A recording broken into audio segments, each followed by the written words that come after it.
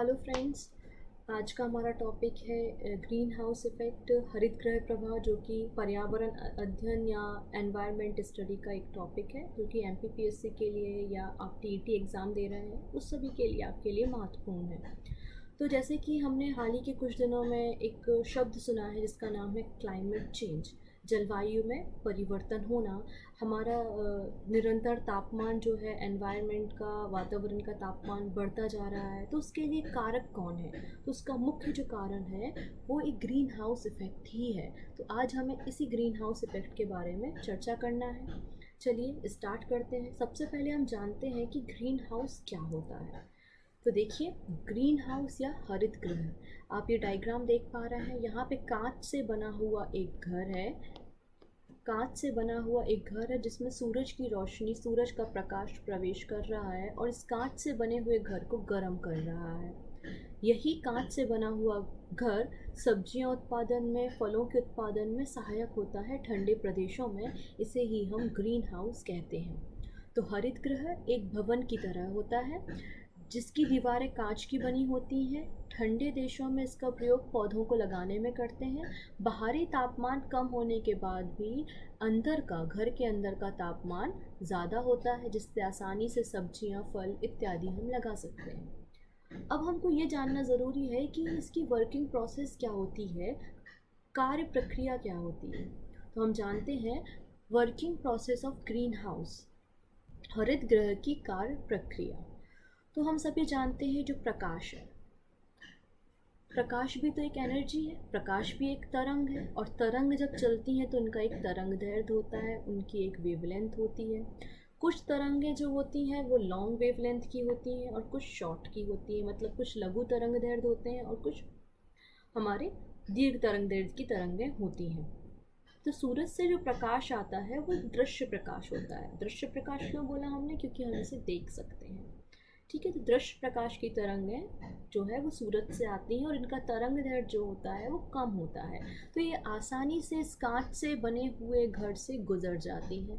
आप देख पा रहे हैं डायग्राम में, ये सूरज का दृश्य प्रकाश आसानी से इस कांच से बने हुए घर से गुजर गया। अंदर उपस्थित, इस घर के अंदर उपस्थित कार्बन डाइऑक्साइड, मीथेन गैस, जलवाष्प इत्यादि मौजूद होता है जो इस सूरज के प्रकाश को अवशोषित कर लेता है और पूरी तरीके से इसे परावर्तित होने नहीं देता, जिसके कारण इस घर के तापमान में वृद्धि होती है। साथ ही साथ जो ये परावर्तित होने वाला प्रकाश है ये कहलाता है अवरक्त प्रकाश, जो कि एक दीर्घ तरंग दैर्ध्य वाला प्रकाश होता है।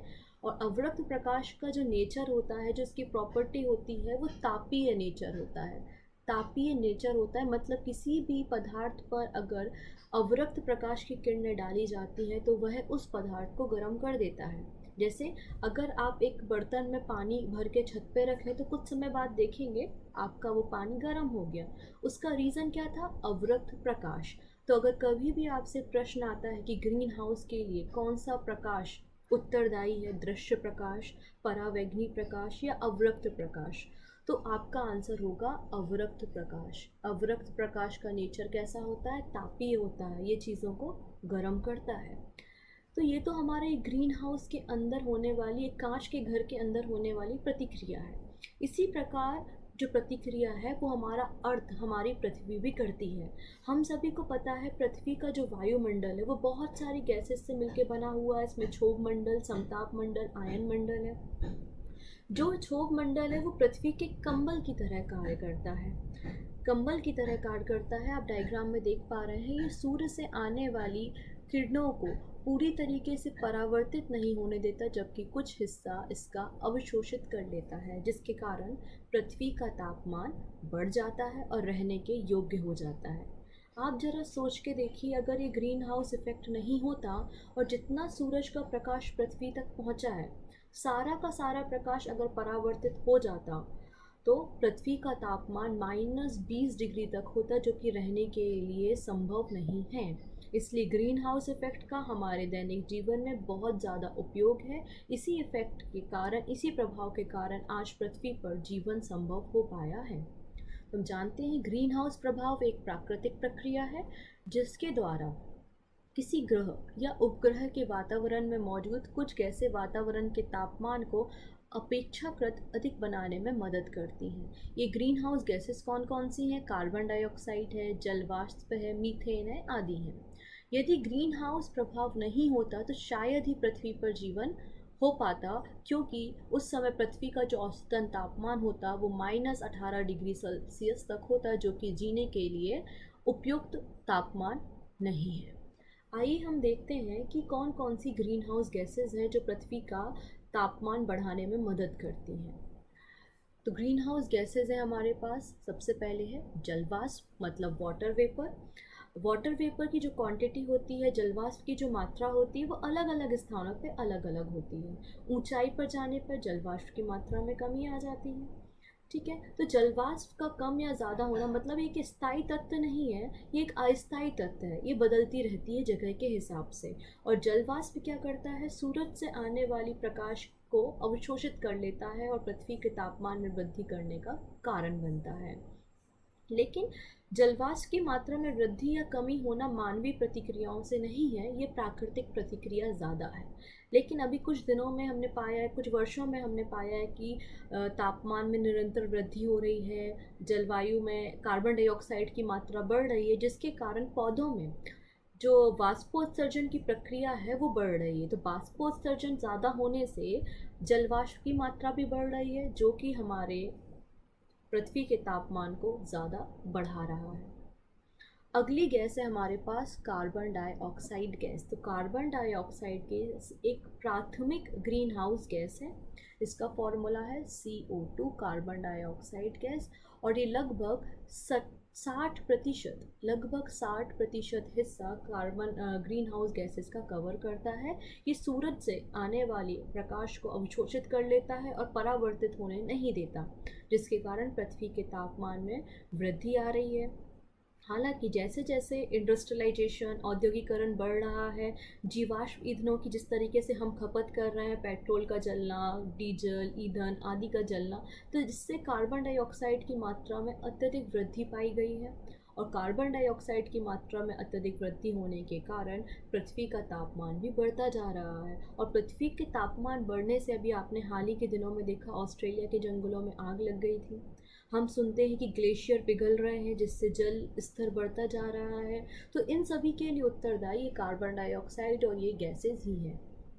अगली अगर हम गैस की बात करें तो वो है मीथेन। मीथेन मीथेन को मार्क्स गैस भी कहते हैं या फायर डंप्ड गैस भी कहा जाता है। मीथेन का अगर हम फॉर्मूला देखें तो होता है CH4,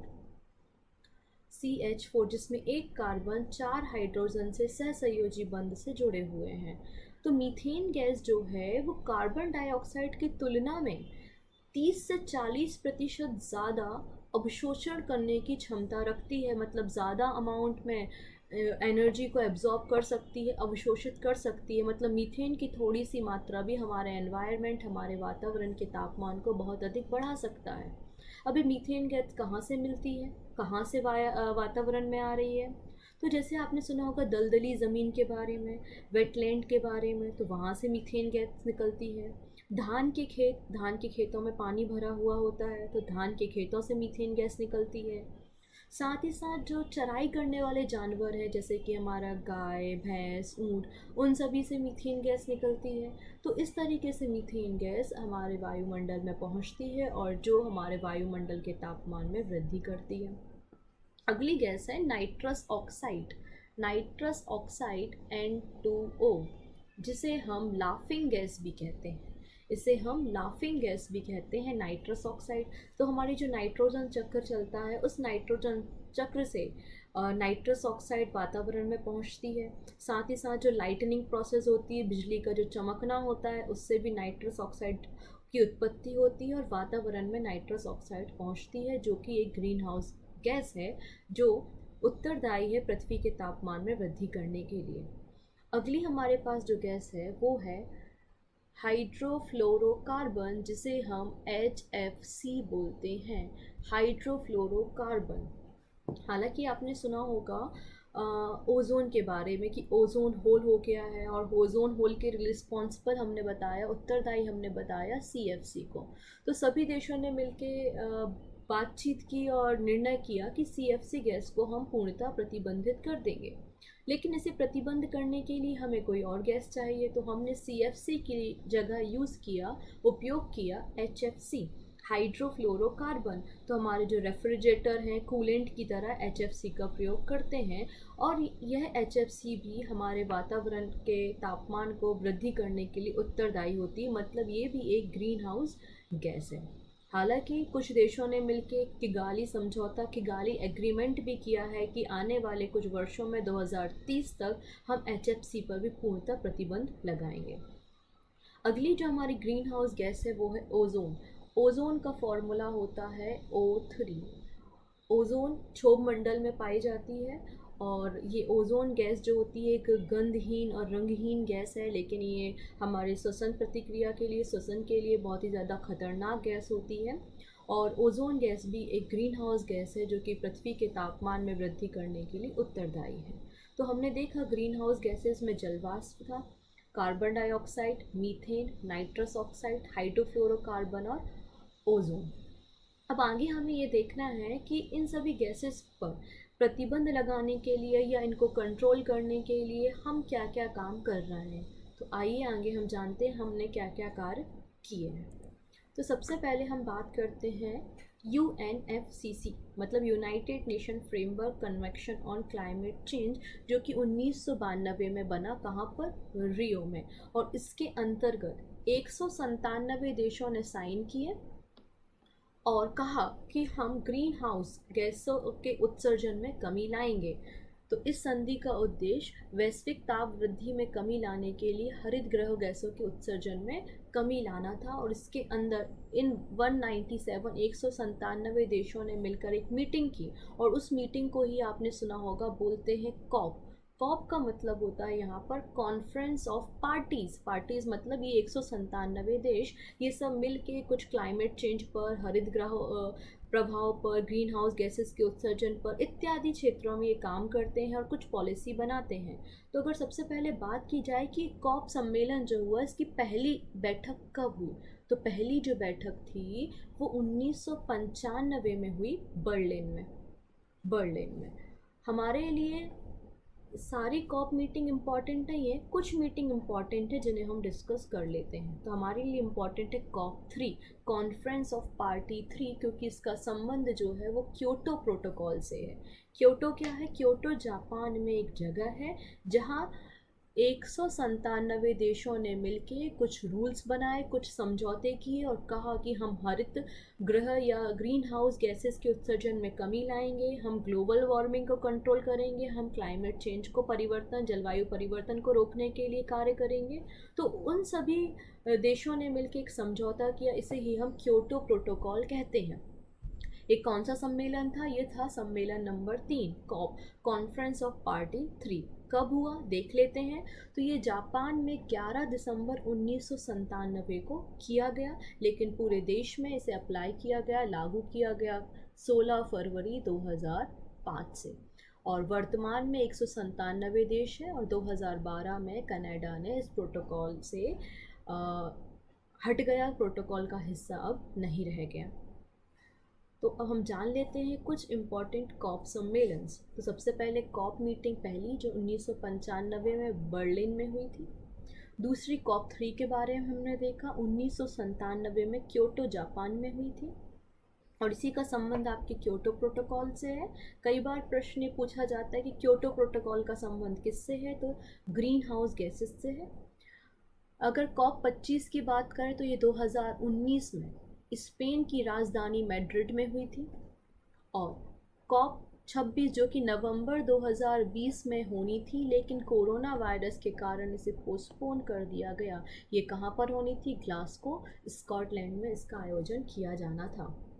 ये तो हम विश्व स्तर पर हम बातें कर रहे हैं कि कॉप सम्मेलन हो रहे हैं, UNFCCC का गठन हुआ है, यूनाइटेड नेशन एनवायरनमेंट प्रोग्राम चलाया जा रहा है और बहुत सारे कार्य किए जा रहे हैं एनवायरनमेंट को, वातावरण को शुद्ध करने के लिए, संतुलित करने के लिए, जलवायु परिवर्तन से निपटने के लिए। लेकिन भारत क्या कदम उठा रहा है? अगर मैं भारत की बात करूं तो भारत, जैसे कि हमारे प्रधानमंत्री ने चलाया प्रधानमंत्री उज्ज्वला योजना, उज्ज्वला योजना से क्या होगा, हर एक घर में आपको गैस सिलेंडर दिया जाएगा, जिससे क्या होगा, जो जीवाश्म ईंधन, लकड़ी, कोयला घरों में जलाया जाता है उसमें कमी आएगी, तो कार्बन डाइऑक्साइड की मात्रा में कमी आएगी। साथ ही साथ प्रोजेक्ट सूर्य चलाया जा रहा है भारत सरकार के द्वारा। इसके अंतर्गत सोलर एनर्जी के विकास पे ध्यान दिया जा रहा है, इंटरनेशनल सोलर अलायंस सौर गठबंधन किया जा रहा है। तो इत्यादि कदम जो है वो भारत सरकार के द्वारा चलाए जा रहे हैं। आई होप आपको ये सब बातें समझ में आई होंगी। Thank you.